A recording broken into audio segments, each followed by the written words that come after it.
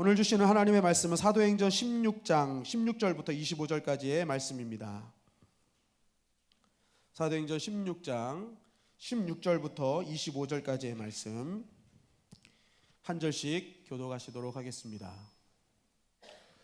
우리가 기도하는 곳에 가다가 점치는 귀신 들린 여종 하나를 만나니 점으로 그 주인들에게 큰 이익을 주는 자라. 그가 바울과 우리를 따라와 소리질러 이르되 이 사람들은 지극히 높은 하나님의 종으로서 구원의 길을 너희에게 전하는 자라 하며 이같이 여러 날을 하는지라 바울이 심히 괴로워하여 돌이켜 그 귀신에게 이르되 예수 그리스도의 이름으로 내가 내게 명하노니 그에게서 나오라 하니 귀신이 즉시 나오니라.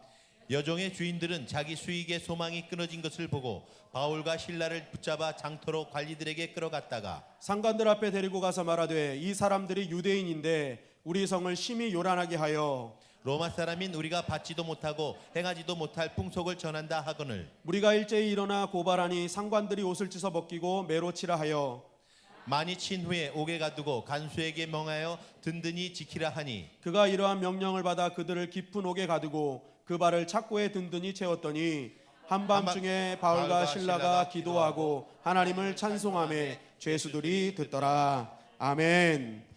오늘은 본문 말씀을 가지고 한번 따라 하시겠습니다. 신앙은 불편한 것이다. 다시 한번 신앙은 불편한 것이다. 네, 신앙은 뭐라고요? 불편한 것이다. 네. 왜 불편한지는 이제 계속 말씀드리도록 하겠습니다. 오늘 본문 배경은 이러합니다. 바울이 제1차 전도여행을 마치고 이제 제2차 전도여행을 시작하게 되었습니다.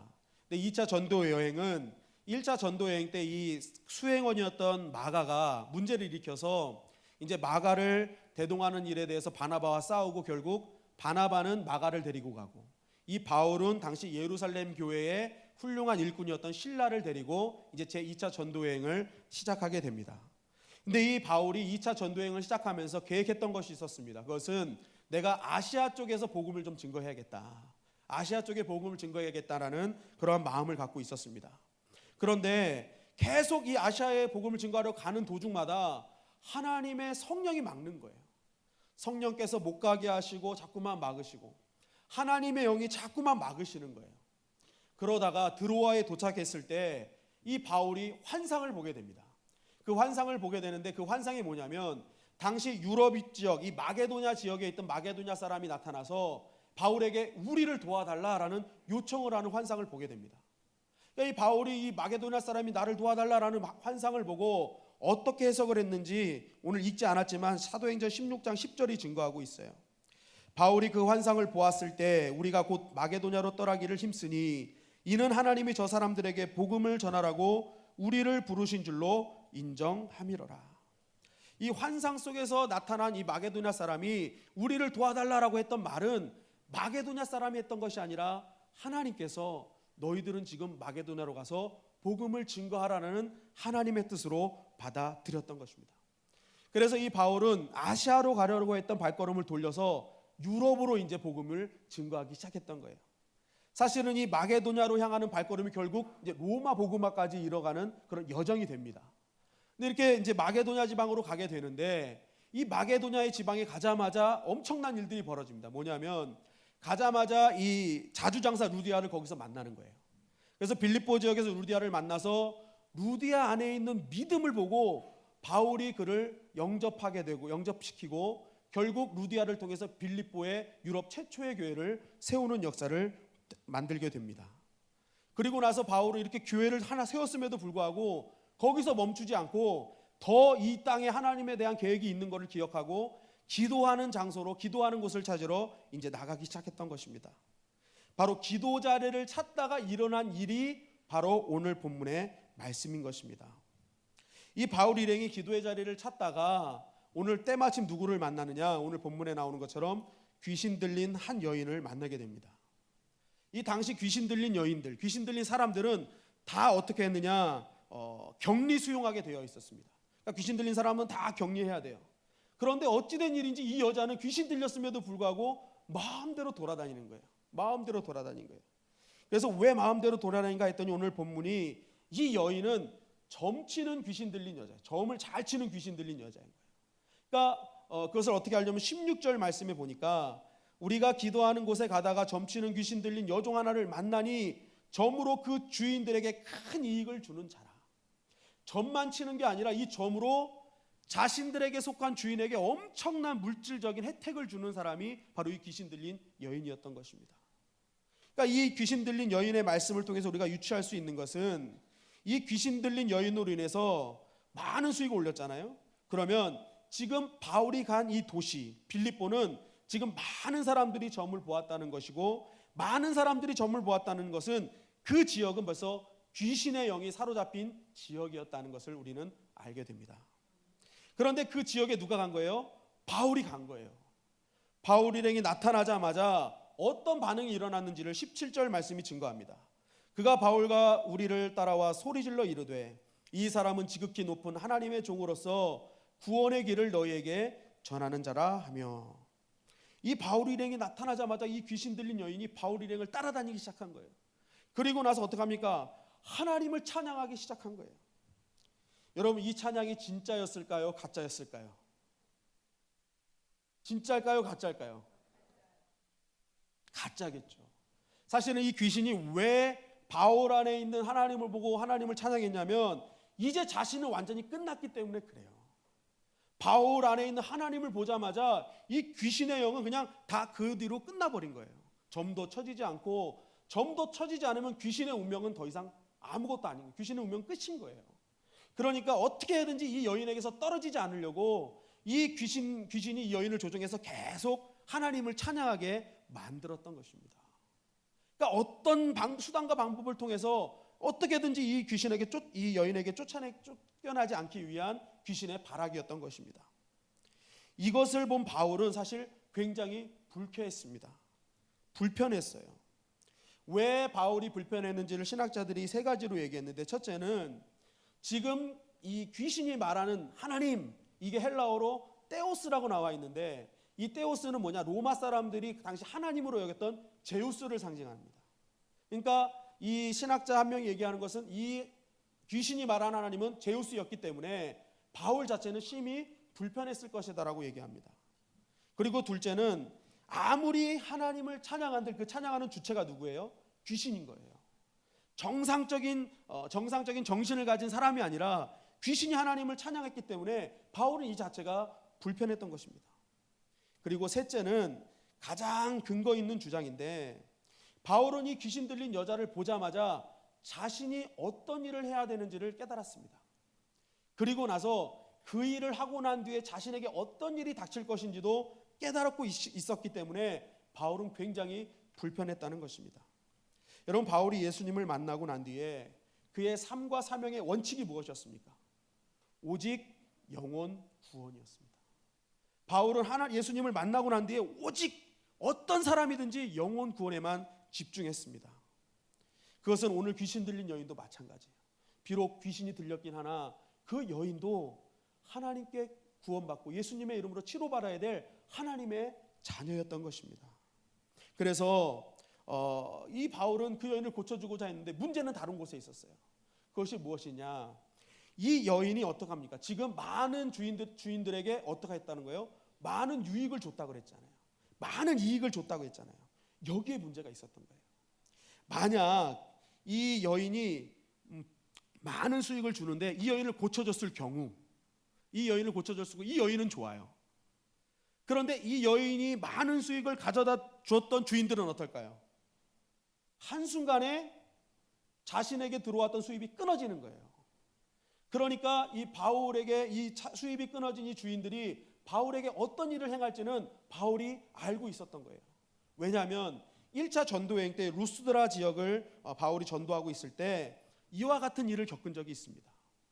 당시 이 루스드라에서도 이 바울이 엄청난 기적의 역사를 행했습니다. 그때 이 루스드라 사람들이 바울에게 막 신이라고 경배하면서 엄청나게 바울에게 제사를 지내려고 했어요. 근데 그때 바울이 나는 하나님이 아니라 나는 사람이다. 너희랑 똑같은 성정의 사람이다. 그러니까 나한테 제사 지내면 안 된다 하고 그 제사를 멈추게 했거든요. 근데 당시 루스드라는 12신을 섬기는 이 제사가 풍성한 곳이었습니다. 그러니까 이 사람들이 바울을 신으로 보자마자 제사를 지내려고 했던 것은 그만큼 신에 대한 경배가 아주 풍부했던 도시가 루스드라였어요. 그러니까 이 제사로 먹고 사는 사람들이 굉장히 많았습니다. 그런데 바울이 그 제사를 하나님의 이름으로 멈추게 한 거예요. 그러다 보니까 많은 사람들이 생각한 것입니다. 바울이 믿는 하나님을 내가 믿게 되면 자신의 여태까지 제사로 얻었던 수익이 끊어지는 거예요. 그랬더니 이것을 가지고 유대인들이 이제 계속 바울이 전한 하나님은 가짜다. 너희들이 하나님을 믿으면 너희 수익 끊어진다, 이런 것으로 이제 유대인들이 쫓아와서 막 이렇게 꼬셨어요. 그랬더니 어떤 일이 벌어지냐? 이 조금 전까지 바울을 신으로 여겼던 사람들이 바울에게 돌팔매질해 가지고 바울을 죽이려고 했다는 거예요. 그러니까 바울이 수익이 끊어질 때는 반드시 사람들이 나를 해치려 할 것이구나라는 것을 바울은 인식하고 있었습니다. 그러다 보니까 바울이 고민이 되는 거예요. 이 여인을 고쳐줘야 되는데 바울도 사람인지라 내가 또 그 돌에 맞으면 아플 텐데. 여러분 돌에 맞아 보셨습니까? 네? 돌에 맞으면 아픕니다. 제가 어릴 때 저는 맞아보진 않았는데 동네에 이 이상한 개가 하도 나타나가지고 애들을 괴롭히는 거예요. 그래서 제가 초등학교 때 이 서울 남사초등학교, 남사국민학교 육상부의 에이스였습니다. 네, 그때 당시 교장 선생님한테 물어보시면 아세요. 네, 돌아가셨는지 안 돌아가셨는지 모르겠는데 아무튼 제가 그때 에이스였는데 그때 제가 던지기 선수였습니다. 그래서 던지기 선수여서 아주 서울시 대표로도 나가고 아주 이렇게 날라다녔던 사람입니다. 저 무시하시면 안 됩니다. 저 그런 사람입니다. 근데 딱 던지기 선수였는데 이 똥개가 막 이렇게 돌아다니는 거예요. 사람들 위협하고. 그래서 내가 돌 하나를 주워서 매일 출몰했던 똥개에게 그냥 던졌어요. 근데 진짜 믿음으로 던진 돌은요 이마에 맞게 돼 있어요. 그게 제가 다윗과 골리앗을 믿는 이유가 있습니다. 믿음으로 던지면 반드시 이마에 맞습니다. 제가 믿음으로 이 똥개 너는 물러가야 돼 하고 그냥 나세렛 여호와 이름, 하나님의 이름으로 그냥 던졌더니 이 똥개 이마에 딱 맞았어요. 까맣고 큰 개가 한 대 맞더니 그 뒤부터 동네에 나오질 않는 거예요. 이야, 여러분 돌에 맞으면 그렇게 아픕니다. 개도 안 와요. 개도 안 와요. 그러니까 이 돌에 맞는다는 걸 바울이 생각했을 때 얼마나 힘들었겠어요. 그래서 바울이 몇 날 며칠을 고민하는 거예요. 이 귀신 들린 여인은 매일 바울이 나타나는 곳마다 따라서 하나님을 찬양하는 거예요.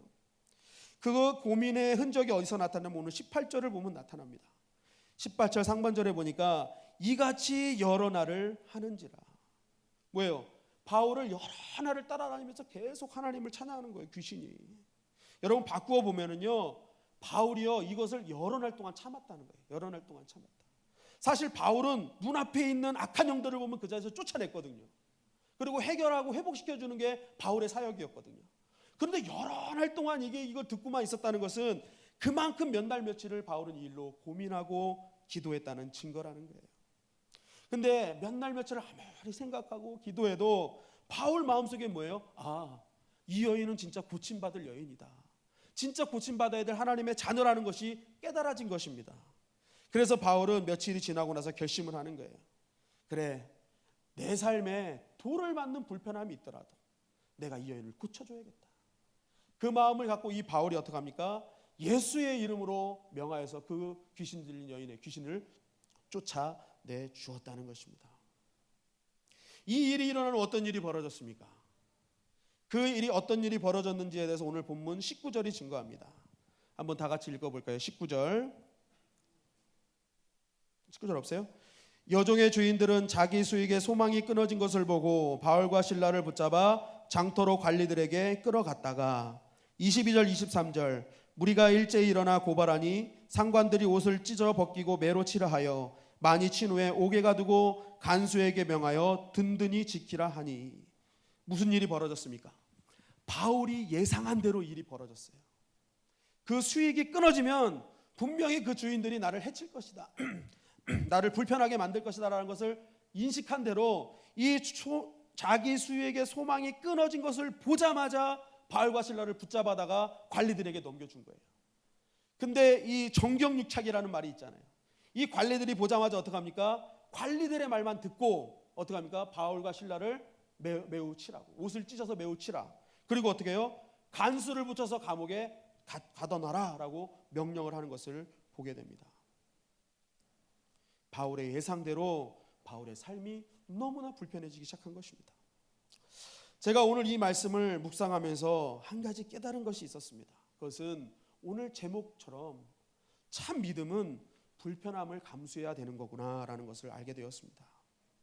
내가 오직 주님의 나라와 한 영혼을 구하는 것이라면 우리는 기꺼이 불편함을 받아들일 수 있어야 되는구나라는 것을 깨닫게 되었던 것입니다. 여러분, 바울은 지금 상황에서 자신이 어떻게 하면 편하게 살 수 있는지를 분명히 알고 있었어요. 불편한 것을 아니까 편한 것은 당연히 알고 있죠. 귀신 들린 여인을 보고서도 옛날 생각해서 그냥 놔두고 가자, 그냥 내가 갈 길 가자 하고 갔으면 바울은 편하게 지금 이 지역에서 복음을 증거하고 자신의 사역을 잘 마무리할 수 있었을 것입니다.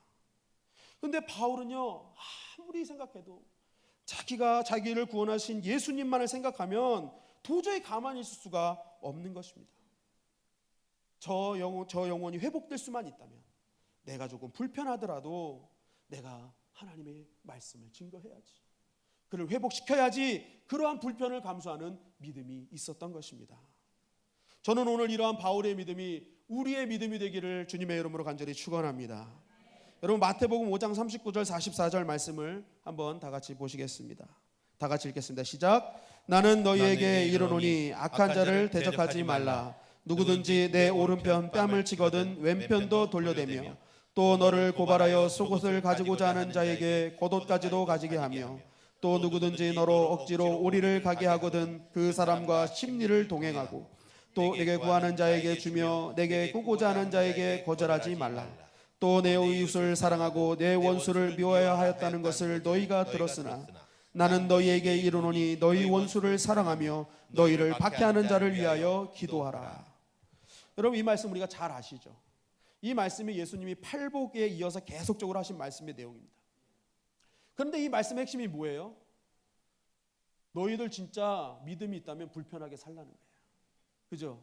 오른편 맞으면 왼편도 돌려대고 속옷 달라 하면 겉옷까지도 줘야 되고 오리도 억지로 갔어요. 그런데 예수님 뭐예요? 또 오리를 또 가래요. 그러니까 얼마나 이게 불편합니까? 그리고 원수도 사랑하는데 그것까지 모자라서 박해하는 자를 위해서 뭐 하라는 거예요? 기도까지 하라는 거예요. 기도까지 하라는 거예요. 이 말씀을 보면요, 편한 것 하나도 없어요. 정말 믿음은 불편한 것임을 보게 됩니다.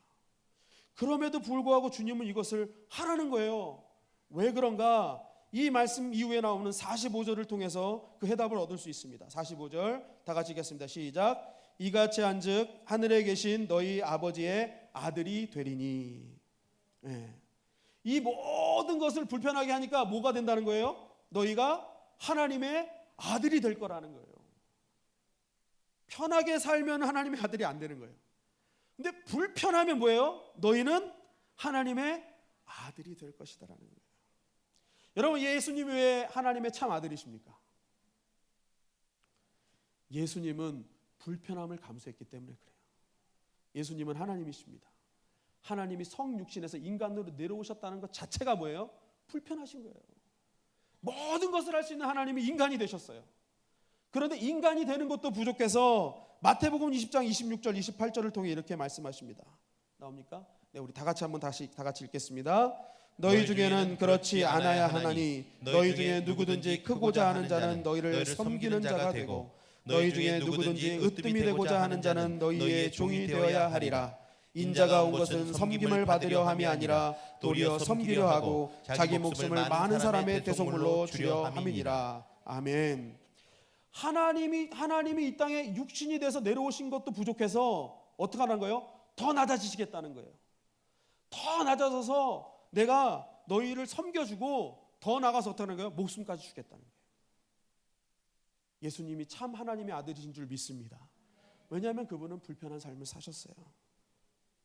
여러분, 이것을 삶으로 증명하셨는데 그 증명하신 것이 무엇이느냐? 바로 잡히시던 날 밤에 제자들에게 베푸신 세족식의 그 증명함이 있다는 것입니다. 세족식이 왜요? 왜 예수님의 낮아지신 게 세족식이 증명할 수 있습니까? 바로 이 세족식은요, 주님이 전달하시고자 하는 아주 강력한 메시지가 담겨 있습니다. 그것은 이 세족식은 바로 상대의 수준까지 내려가라는 거예요. 상대의 발 아래까지 내려가라. 상대의 발까지 내려가는 불편함을 너희는 감수해야 된다. 그곳에 하나님의 역사가 있음을 주님께서 친히 몸소 보여주신 것입니다. 여러분, 우리가 상대의 발까지 내려간다는 것 얼마나 불편한 것입니다. 때로는 내가 상종하기 싫은 사람이 있어요.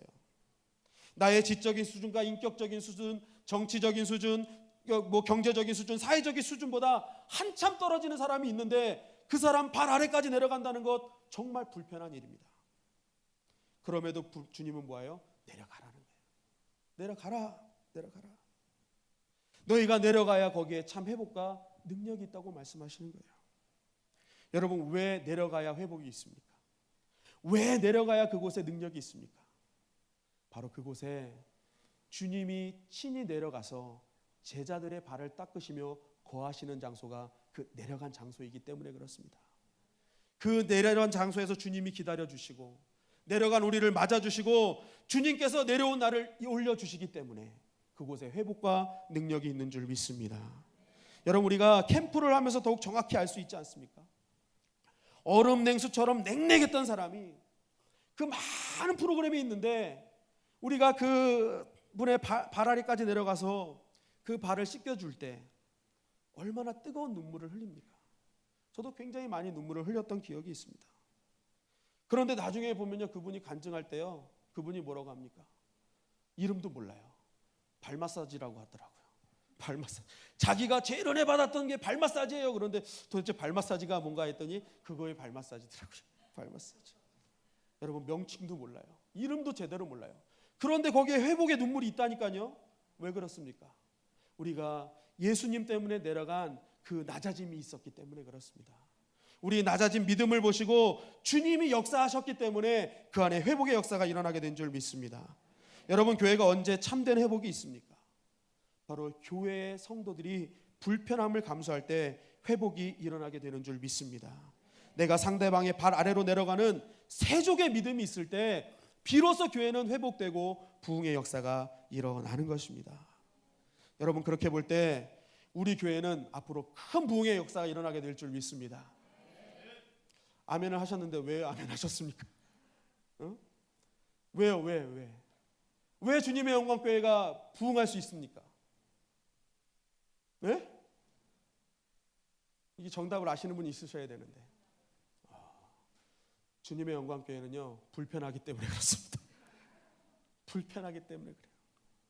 여러분, 주님의 영광교회에 이 말을 이상하게 듣지 마세요.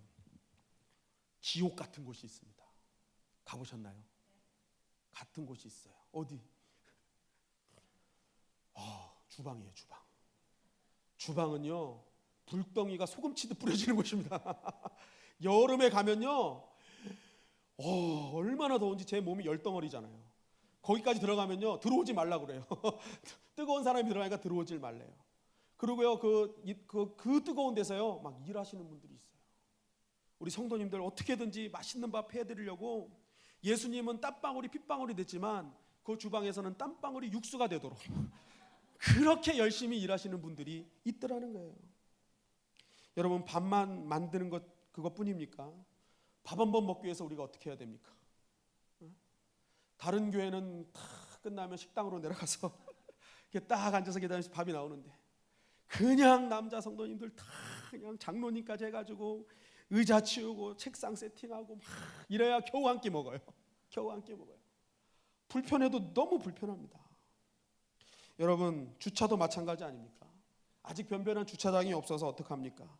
눈치 보며 세워야 되고 또 예배드리다가 잘못 세웠으면 전화 받아서 차 하러 나가야 되고 그런데 그 차를 누가 해요? 우리 주차 담당 우리 집사님 두 분이 하시잖아요.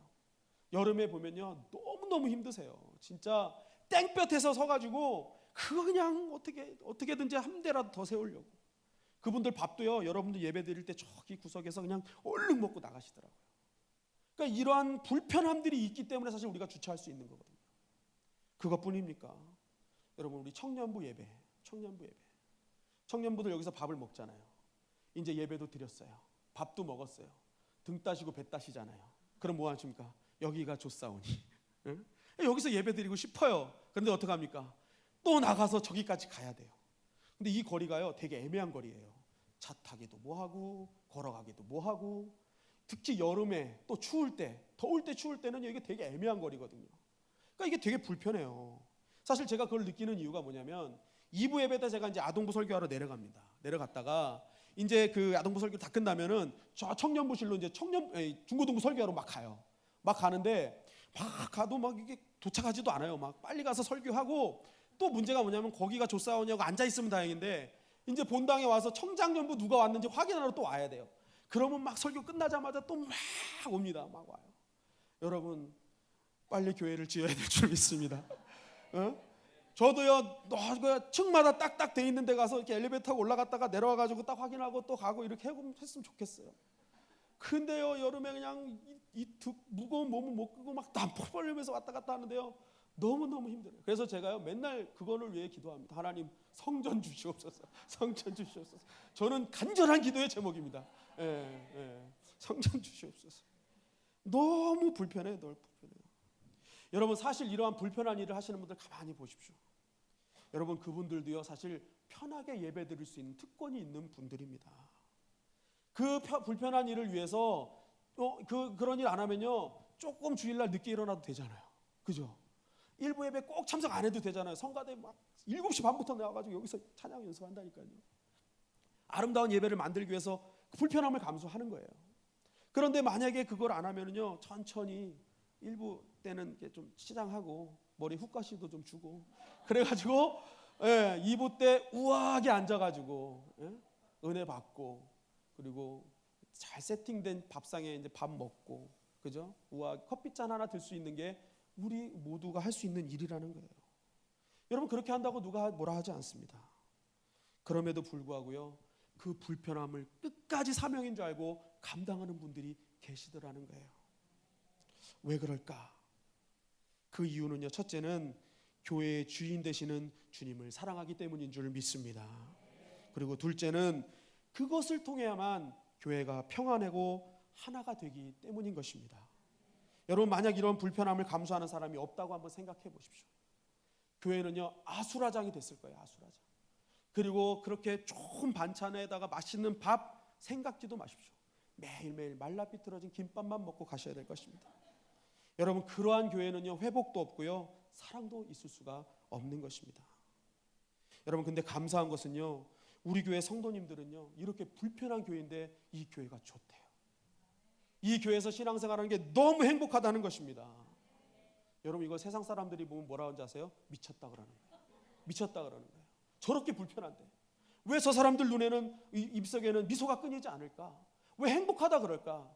여러분, 이것이 세상이 감당치 못하는 교회의 모습인 줄 믿습니다. 여러분, 우리 교회에 왜 희망이 있습니까? 여러분, 왜 우리 성도님들에게 소망이 있습니까? 잘나서가 아닙니다. 잘 살아서도 아니에요. 교회가 이뻐서도 아니에요. 기꺼이 주님을 위해, 한 영혼을 위해, 하나님의 나라를 위해서 자신이 편할 수 있는 기득권을 내려놓았기 때문에 우리 교회에 희망이 있는 줄 믿습니다. 여러분, 다른 한 사람을 위해 기꺼이 불편하기로 작정하신 성도님들이 계시기 때문에 우리의 교회에 소망이 있는 줄 믿습니다. 할렐루야. 여러분, 가정도 마찬가지예요. 가정이 언제 회복이 있습니까? 가정이 언제 화목합니까? 언제 소망이 있어요? 가족을 위해서 한 사람이 불편해질 때 그 가정에 회복과 소망이 있는 것입니다. 여러분, 부부관계를 한번 보세요. 부부가 결혼한 이유가 무엇입니까? 여러분, 부부가 결혼한 것은요, 분명 결혼 전에 한 사람의 불편함이 있었기 때문에 그렇습니다. 그런데 결혼 전에 그 불편함을 감당하는 게 누구냐? 남자입니다. 남자. 그죠? 남자는요, 어떻게든지 결혼하기 위해서요, 데이트할 때 자기가 싫어하는 일도 다 합니다. 그죠? 자기에게 맞지 않아도 목숨 다해야 합니다. 목숨 다해요. 여러분, 이게 신학적인 용어로 뭔지 아십니까? 자기 부인이라 그런 거예요. 왜냐하면 자기 부인 만들려고. 그래서 자기 부인이에요. 자기 부인. 신학적인 용어, 자기 부인. 그런데 문제는 무엇입니까? 이 자기 부인이 되고 난 다음에 문제예요. 자기 부인이 되고 난 다음에. 자기 부인이 되고 난 다음에 어떻게 합니까? 그 다음부터 남자들이 편해지려고 하는 거예요. 편해지려고. 그죠? 그동안 부부의 관계는 그 남자의 불편함으로 인해서 관계가 유지됐거든요. 행복했거든요. 그런데 어느 순간부터 남자가 편해지려고 하다 보니까 부부에 어떻게 돼요? 위기가 찾아오는 거예요. 그래도 그 부부가 한 명이라도 불편해지길 감수하면 되는데 그 불편해지길 감수하는 사람이 없으면 그때부터 문제가 생기는 것입니다. 여러분, 영화의 발전을 보면은요, 무성 영화로부터 시작합니다. 그래서 흑백 영화, 칼라 영화, 지금은 3D 영화, 이제 앞으로 4D 영화도 나온다고 하는데 엄청난 영화의 발전이잖아요. 그런데 가정의 붕괴를 보면은 이와 반대의 길을 걷는다는 거예요. 처음에 연애할 때는 3D, 4D 영화예요. 그죠? 뭐 각종 다양한 입체 서라운드 음향으로 당신은 도둑이에요. 뭐 내 마음 훔쳐갔어요. 막 이런 얘기 하다가, 그죠? 그러다가 이제 나중에 어떻게 합니까? 칼라 영화가 되고, 또 지나면 흑백 영화가 되고, 그러다가 무성 영화가 돼버리고 마는 거예요. 그러니까 어떻게 합니까? 가정의 위기가 오는 거예요. 여러분, 가면 갈수록 정말 입체적인 가정이 만들어져야 되잖아요. 그런데 가면 갈수록 어떻게 해요? 무성 영화가 되는 것입니다. 여러분, 결혼하기 전에는요, 사실은 다 허상이에요. 왜냐하면 내가 불편해야 저 사람을 얻을 수 있기 때문에 나의 진정한 모습을 안 보여주거든요. 근데 사람들이 뭐라 그래요? 결혼하고 나서 그 사람이 변했다 그래요. 근데 그 사람은 변한 게 아니에요. 그게 본 모습이에요. 그 전에 숨겼던 거예요. 숨겼던 거. 그걸 아셔야 돼요, 여러분. 어떤 청장년 부부는 와서 상담을 해요. 남편이 변했어요. 그럼 제가 변한 거 아니에요. 그게 본 모습이에요.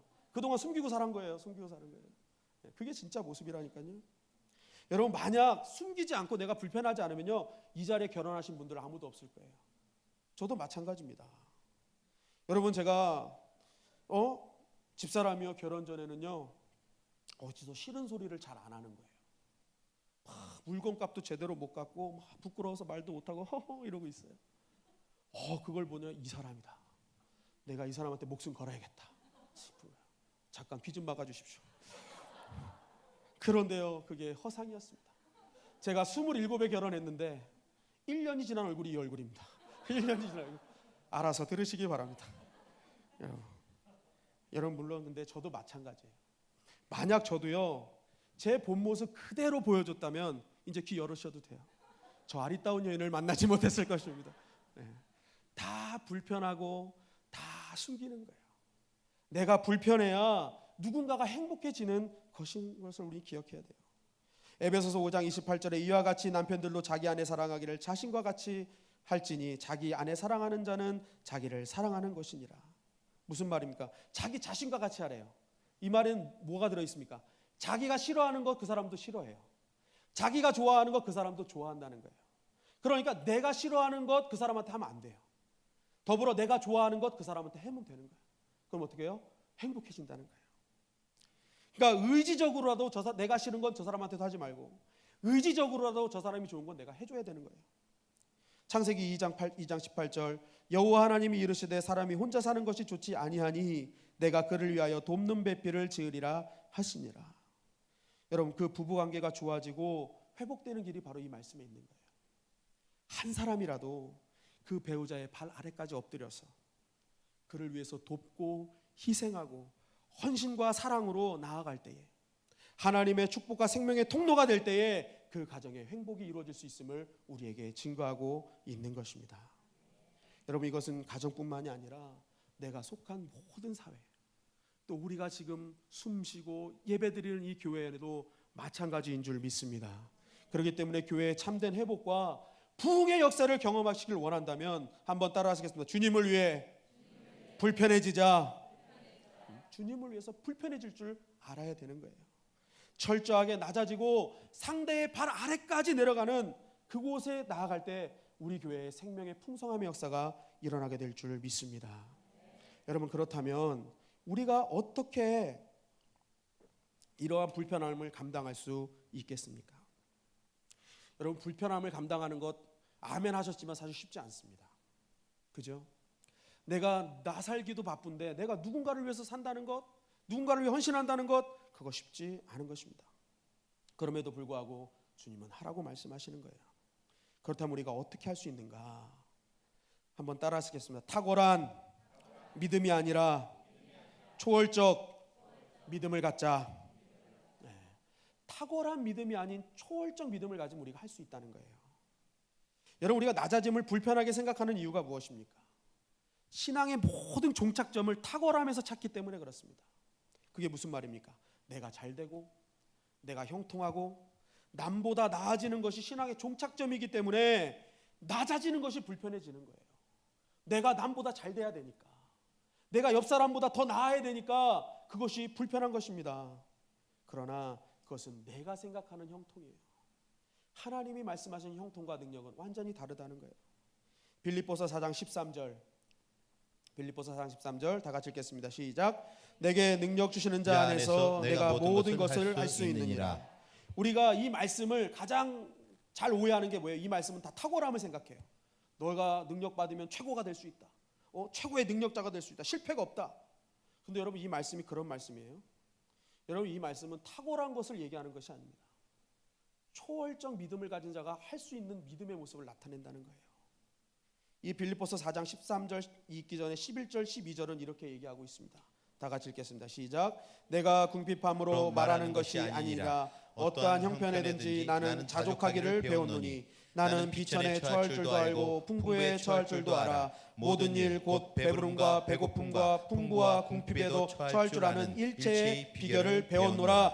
그러므로라는 거예요. 그러므로 모든 배고픔과 풍부와 궁핍에도 처할 줄 아는 일체의 비결을 배운 후에 뭐예요? 내가 모든 것을 할 수 있다는 거예요. 이 모든 것을 초월했더니 내가 다 할 수 있더라는 거예요. 다 할 수 있더라. 여러분, 모든 것을 할 수 있는 이유는 탁월하기 때문에 할 수 있는 것이 아닙니다. 주신 환경을 초월하는 믿음이 있기 때문에 할 수 있는 줄 믿습니다. 자신이 어떤 상황에서 주님을 위해 낮아질 수 있는 것은 탁월한 것이 아닙니다.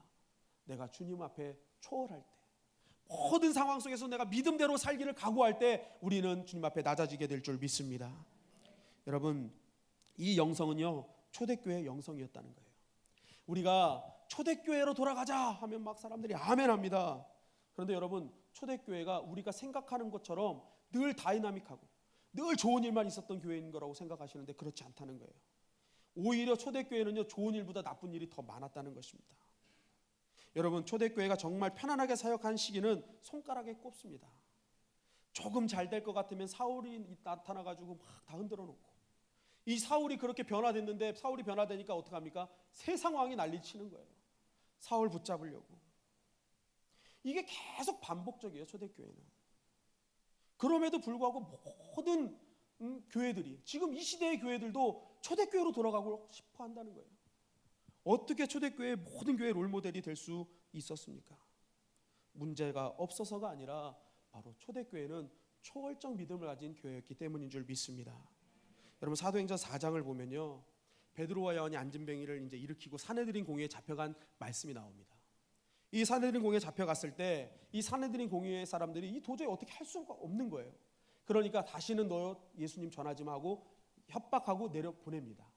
그래서 이제 베드로와 요한이 이제 자기 제자들과 함께 딱 사도들과 함께 모여가지고 이 일을 보고하는데, 이 보고를 딱 하자마자 이 사도들이 함께 모여 기도를 하는 것이 사도행전 4장 28절 30절입니다. 제가 읽어드리겠습니다. 하나님의 권능과 뜻대로 이루려고 예정하신 그것을 행하려고 이 성에 모였나이다. 주여, 이제도 그들의 위협함을 굽어 보시옵고 또 종들로 하여금 담대히 하나님의 말씀을 전하게 하여 주시오며 손을 내밀어 병이 낫게 하옵시고 표적과 기사가 거룩한 종 예수의 이름으로 이루어지게 하옵소서 하더라. 엄청난 핍박과 어려움을 닥치고 돌아온 이 사도들이 딱 모여서 했던 기도가 뭐예요? 위기가 없게 하시고 우리 초대교회 날마다 형통하게 하시고 최고의 교회가 되게 하시고, 그렇게 기도하지 않았다는 거예요. 주여, 이제도 그들의 위협함을 굽어 보시옵고. 위협함이 있다는 것이죠.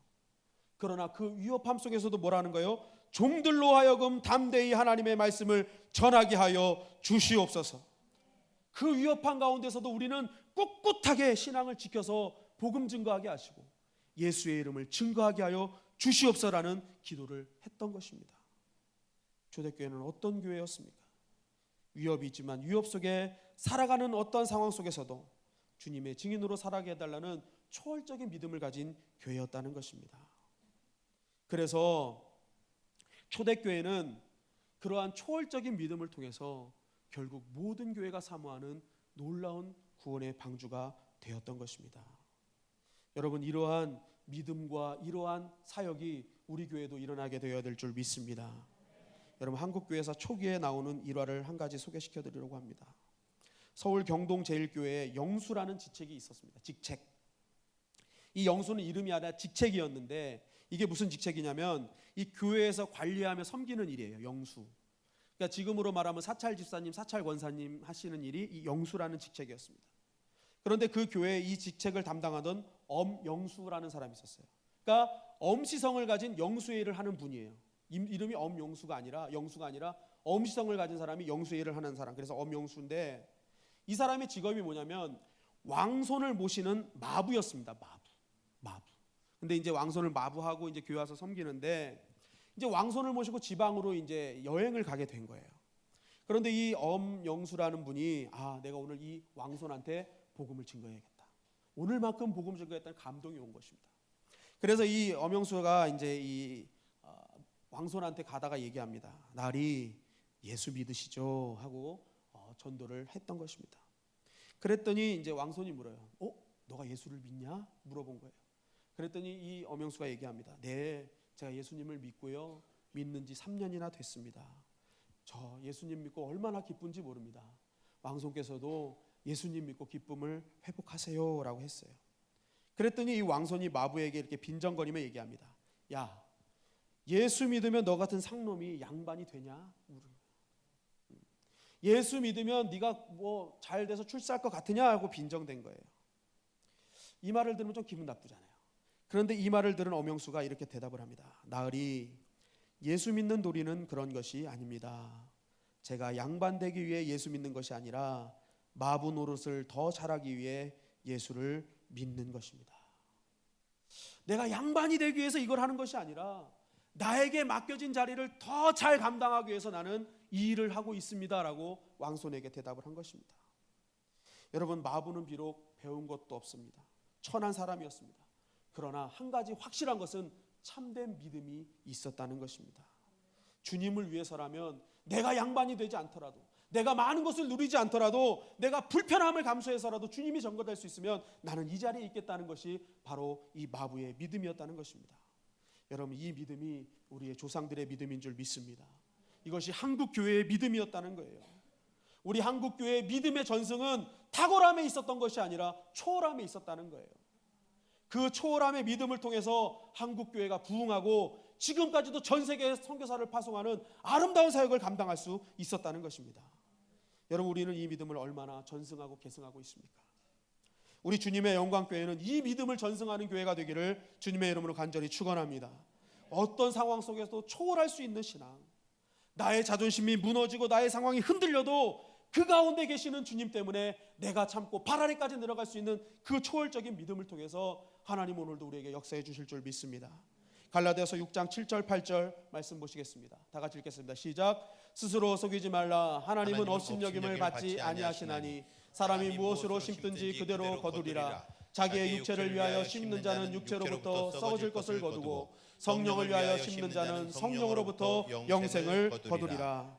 여러분, 하나님은 반드시 심은 대로 거두시는 분입니다.